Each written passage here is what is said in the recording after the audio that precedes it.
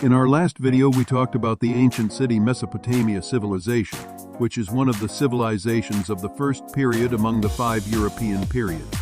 So, if you are new to this channel, please watch that video to have a better understanding of the series we are covering. If you skip that video, you may find it hard to understand what we are talking about. Anyway, let's further delve into the city-states and autonomy in Mesopotamia. This remarkable aspect of ancient Mesopotamian society offers us insights into how these city-states operated, interacted, and contributed to the broader civilization.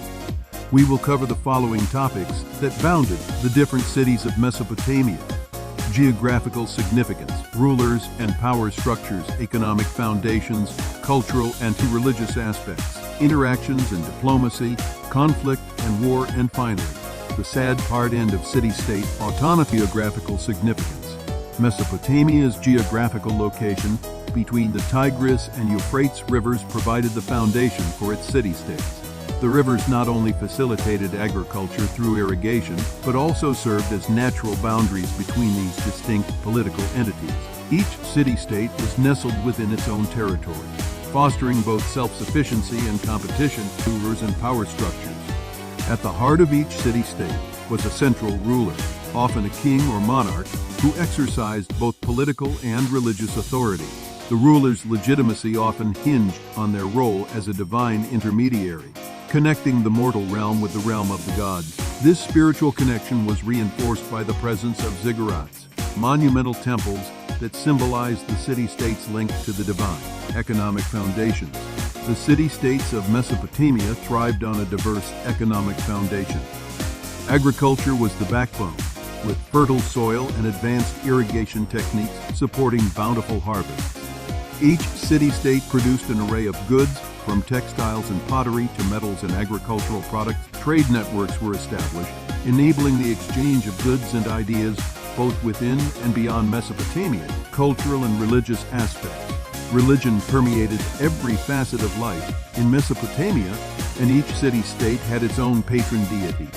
The ziggurat, the city's religious center, was a testament to the significance of spirituality. Religious rituals, festivals, and offerings were conducted regularly to appease the gods and ensure their favor upon the city-state. Art and architecture were also influenced by religious beliefs, with depictions of deities and mythological scenes adorning structures and artifacts. Interactions and diplomacy. While the city-states operated autonomously, interactions were inevitable. Trade routes, marriage alliances, and treaties fostered connections between city-states. Diplomacy, often mediated through written correspondence on clay tablets, helped manage relations and resolve conflicts. At times, city-states formed alliances for mutual protection against external threats, conflict, and war.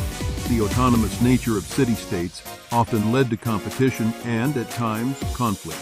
Rivalries over resources, trade routes, and territory could escalate into full-fledged wars. These conflicts resulted in shifts of power and the rise and fall of city-states. End of city-state autonomy. As time progressed, the dynamics of Mesopotamian society shifted.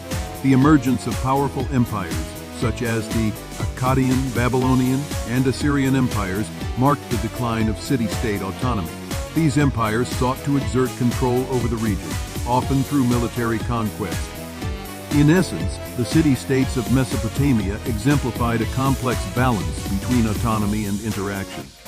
Their unique political structures, economic activities, and religious practices contributed to the rich tapestry of ancient Mesopotamian civilization. These independent entities laid the groundwork for subsequent empires and civilizations, while leaving an indelible mark on the history of human society. But it all comes to an end to human psychology of wanting power over one another. Imagine where the world would have been if humans controlled their thirst for power. Well, at some point everything started bound to an end. Such as me, I must go now. See you in our next video. Make sure to subscribe and follow Quantum Historia. We will talk about the history of cuneiform writing in our next video.